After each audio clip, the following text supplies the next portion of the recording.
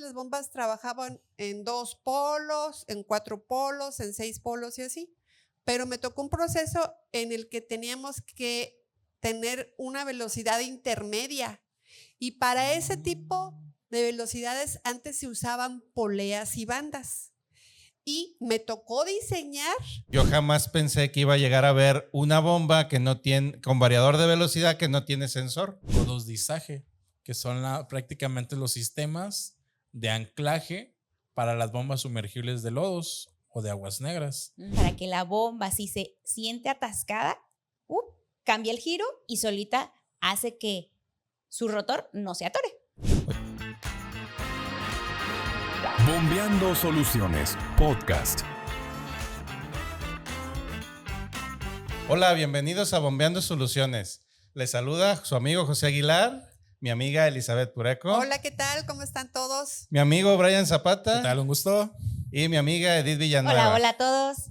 Hoy estamos celebrando la Revolución Mexicana. Es un momento importante para nosotros mexicanos. Tan importante que a veces los disfraces del grito de independencia, del Día de la Independencia, se revuelven con los de la Revolución. O se reutilizan. Sí. A veces sí no entendemos un poco muy bien la historia. De hecho, yo lo digo eso con un poco de vergüenza porque mi esposa da clases de historia. Entonces, yo no conozco a profundidad tanto la historia como ella, pero a mí me gustan mucho esos detalles un poquito picantes, como el hecho de que Francisco I. Madero hacía sesiones espiritistas. De hecho, con riesgo de que me regañe mi esposa, creo que él fundó la Asociación Espiritista Mexicana. Entonces, muchas de sus decisiones eran: vamos a sentarnos, vamos a hacer una sesión de espiritismo. Ya lo que les decía el fantasma o el espíritu, ya eso era lo que decía. Y eso tuvo que ver para las decisiones que tomó para la guerra de revolución. O sea, está interesante el tema. Datos curiosos. Que son cosas que no vamos a ver en ninguna biografía o algo así por el estilo de la escuela, pues son datos que solo la gente conoce. Sí, de los historiadores así de hueso colorado, porque los historiadores buenos sí les gusta meterse a profundidad hasta cuántas veces iba al baño. En las entrañas del personaje. Sí, de lo que pensaba y todo el rollo, ¿no? Yo también, por ejemplo, igual que José, no me da pena. Cuando estaba chiquita, honestamente no me gustaba la historia. Nada más decían que iba a ser historia. ¡Ay, decía qué aburrido! Mas, sin embargo, ahora descubro datos que me causan mucho interés y curiosidad de verdad cómo era la vida de nuestros revolucionarios. Por ejemplo, la de Pancho Villa, que él fue un personaje muy importante en la revolución, pero su niñez fue marcada por la pobreza. Era muy pobre. En su juventud era un bandido, un malandro que se dedicaba a... Mas, sin embargo, era un chico muy inteligente y muy carismático. Entonces, eso lo llevó a ser líder que en 1910, creo, se integró a lo que es la revolución. Y él fue un líder nato y carismático y atrajo mucha gente. Y sobre todo muchachas atrajo. También las Adelitas cuentan. Sí. Mas, sin embargo, esa personalidad que tenía fuerte de bandido y violento, esa lo que lo llevó a hacer muchas cosas que a lo mejor ahorita en la actualidad como que no son bien vistas, pero fue un personaje súper importante en la revolución, aunque hay muchas cosas que digan que les gustaba hasta desvivir a la gente, porque a él le gustaba. Sí, lo hacía por deporte. Ay, qué divertido. No. Esas sí cosas que yo me quedo, wow. ¿Y tú, Brian, qué tal? ¿Qué tienes de la revolución? Yo investigué un poquito acerca de como ciertos orígenes que hay como de la revolución. Por ejemplo, una de las famosas canciones, por ejemplo, de La Cucaracha, que viene como de una época española, viene de descendencia española.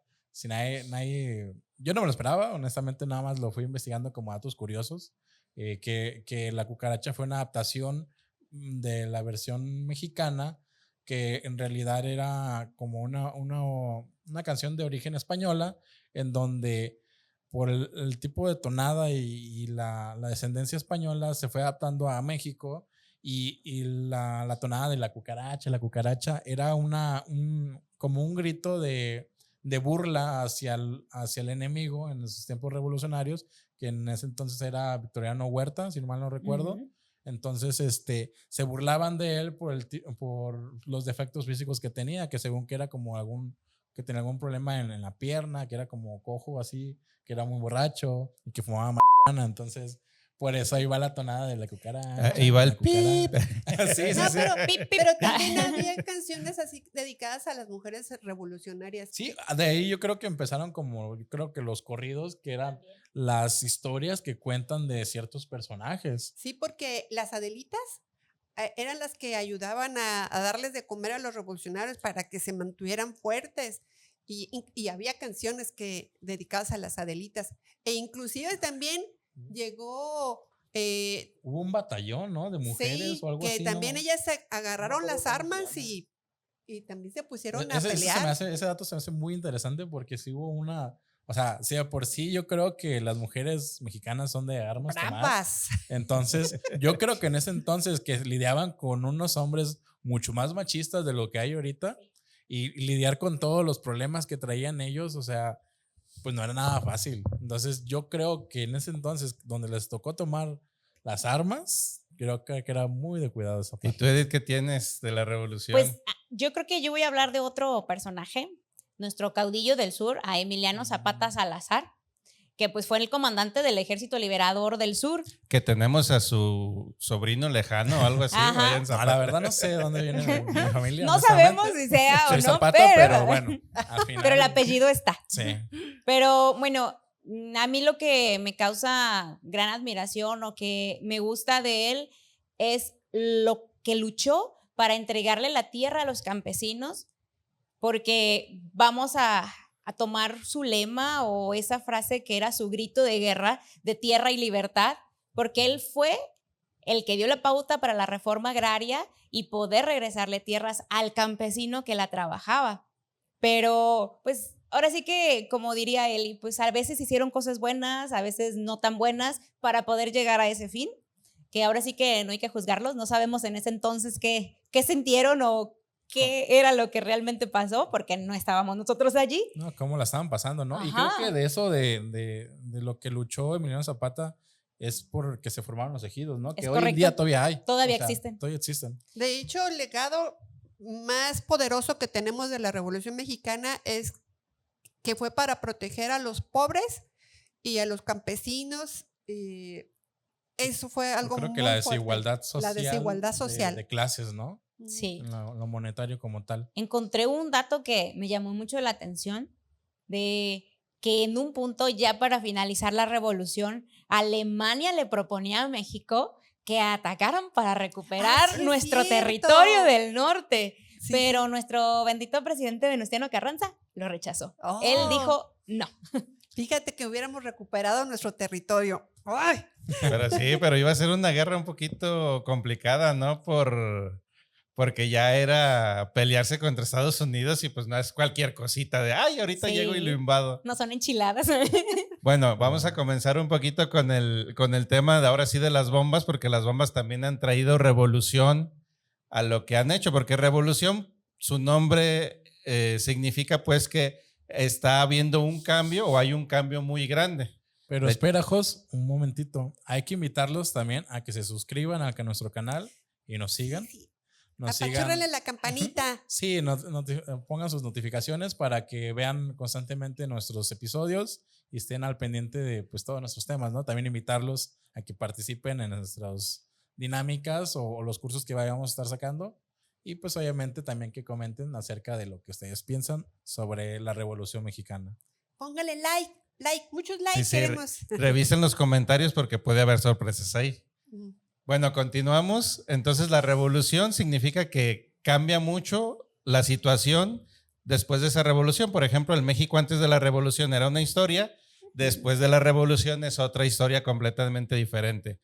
Lo mismo han hecho algunos avances en el sector del bombeo. Por ejemplo, yo jamás pensé que iba a llegar a ver una bomba que no tiene, con variador de velocidad que no tiene sensor.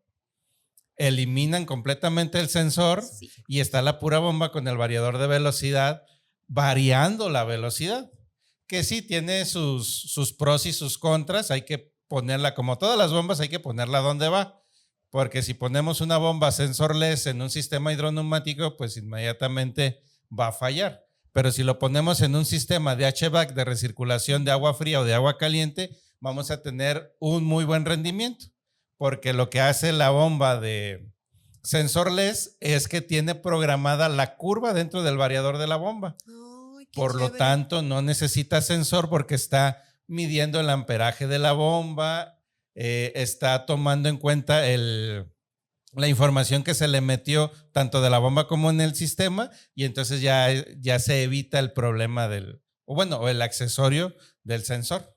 Tengo otra bomba revolucionaria. Bueno, más bien sistema. Y pues yo soy también, ¿cómo se puede decir? Que he vivido con los cambios. Soy, he vivido desde que empecé con lo de las bombas. Que ha sido testiga de la historia, se dice.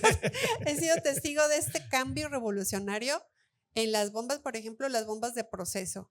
A mí particularmente me tocó un caso, ahora sí se puede decir, de éxito, porque antes las bombas trabajaban en 2 polos, en 4 polos, en 6 polos y así, pero me tocó un proceso en el que teníamos que tener una velocidad intermedia. Y para ese tipo de velocidades antes se usaban poleas y bandas.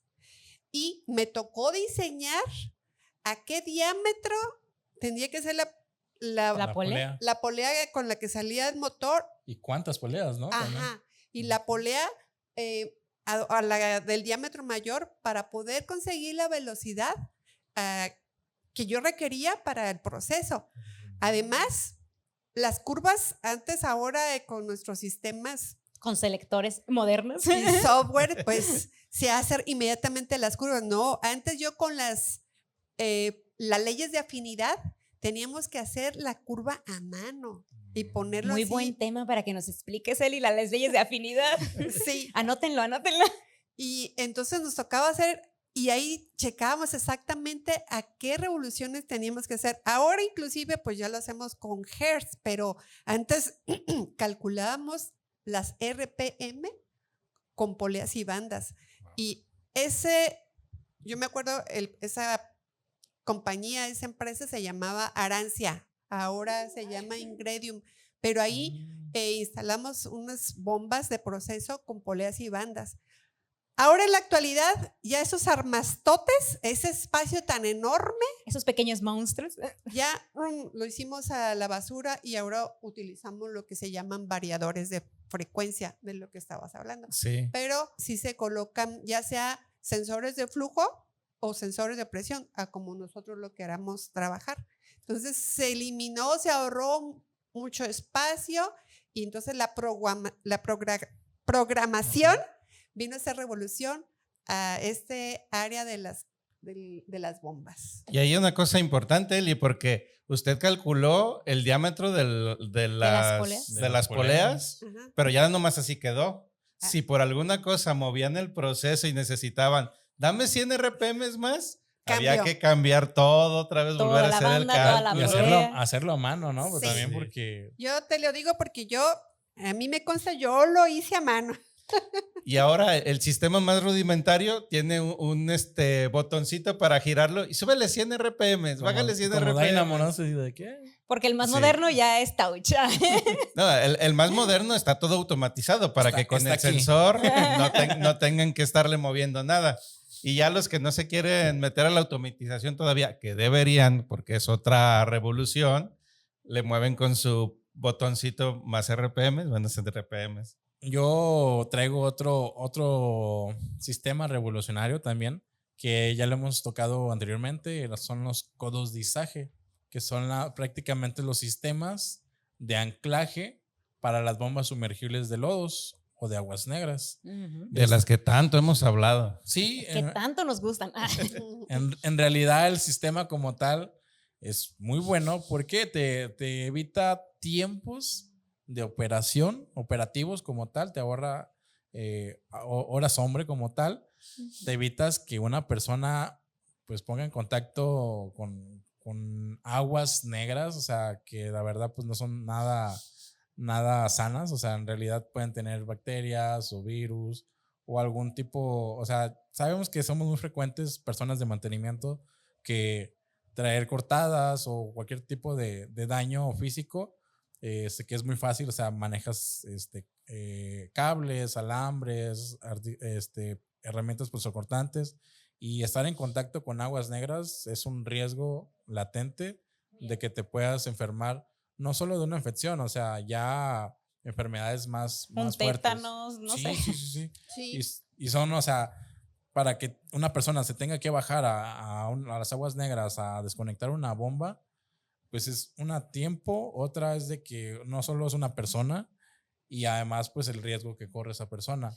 Y vaya que sí han habido accidentes de gente que se ha caído en las, ¿No?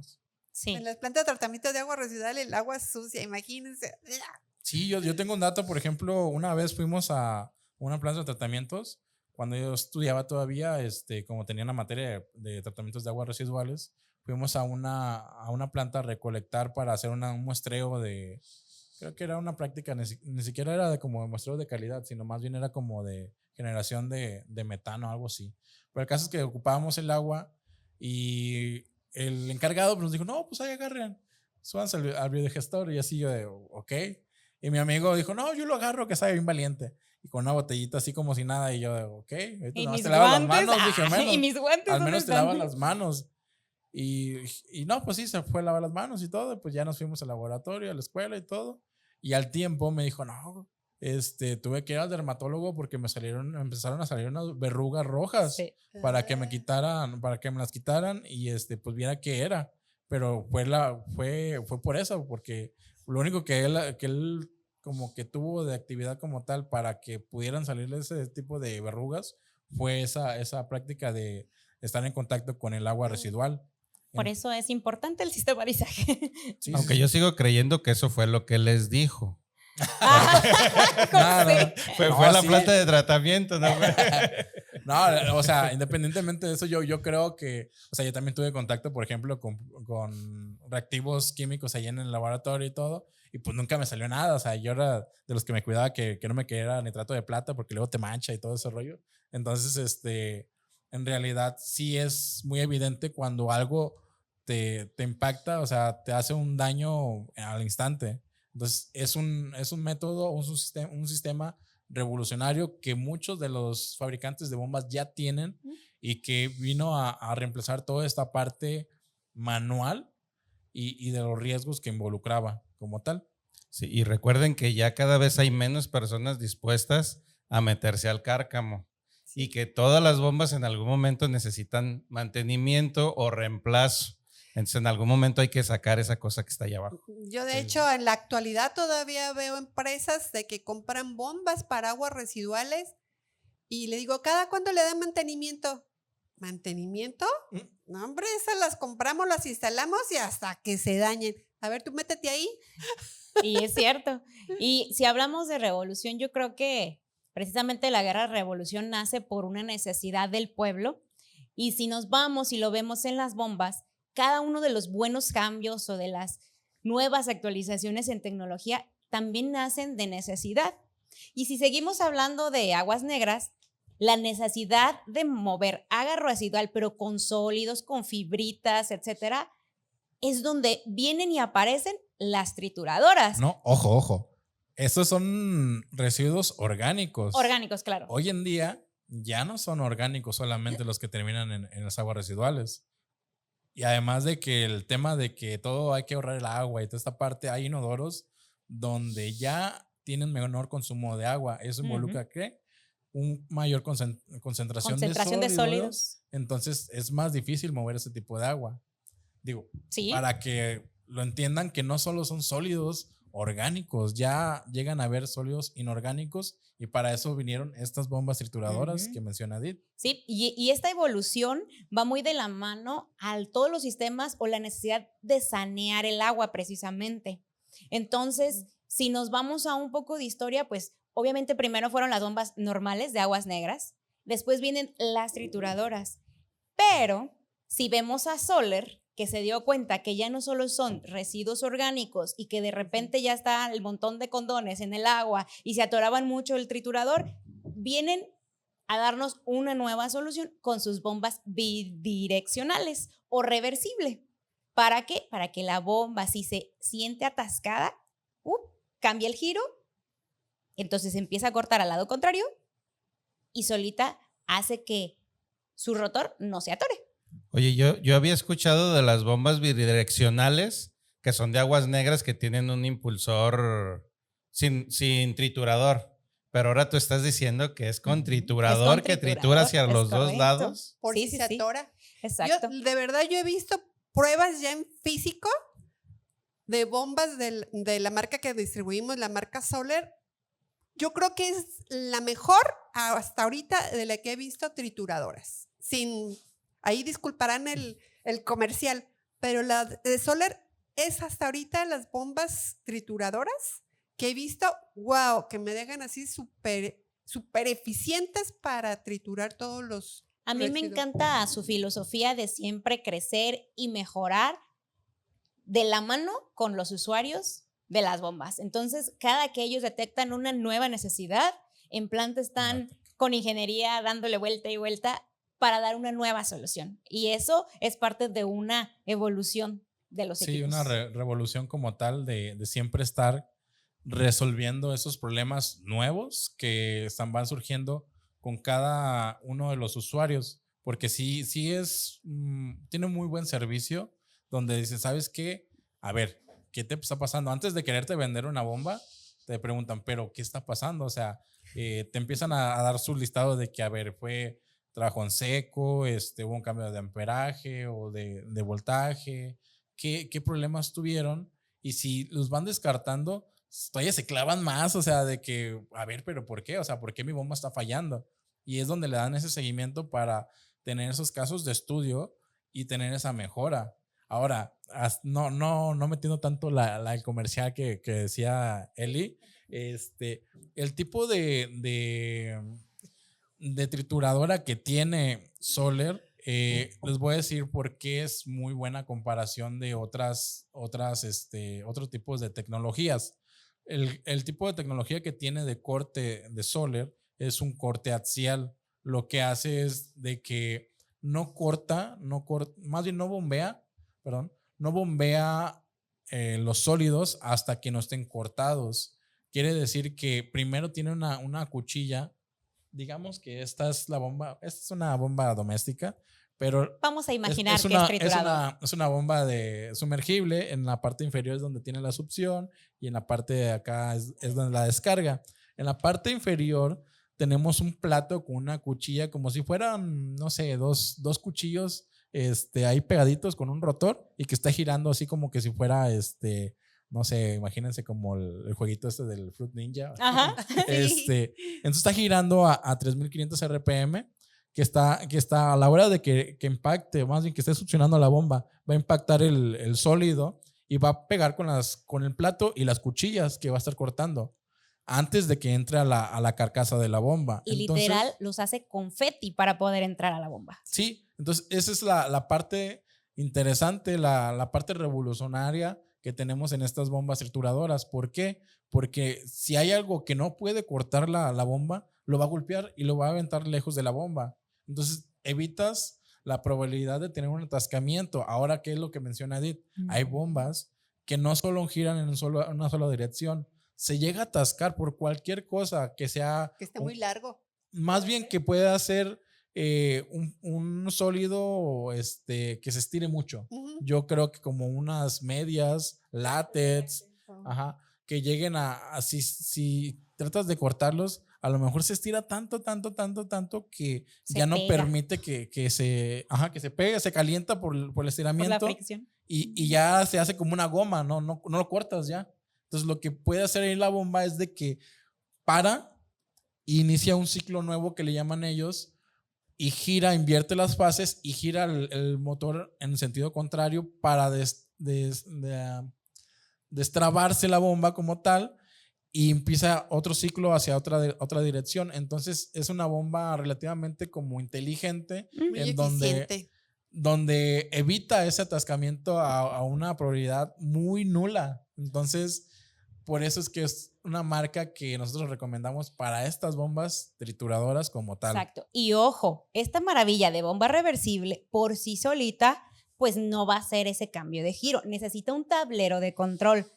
Y es muy importante que sea de Soler, que está fabricado por ellos y con la programación necesaria para que haga ese trabajo la bomba.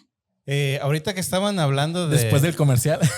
Ahorita que estaban hablando de la bomba trituradora, estaba pensando pues que antes pues no existía esa tecnología y surgió como respuesta a una necesidad que había en el bombeo de las aguas negras.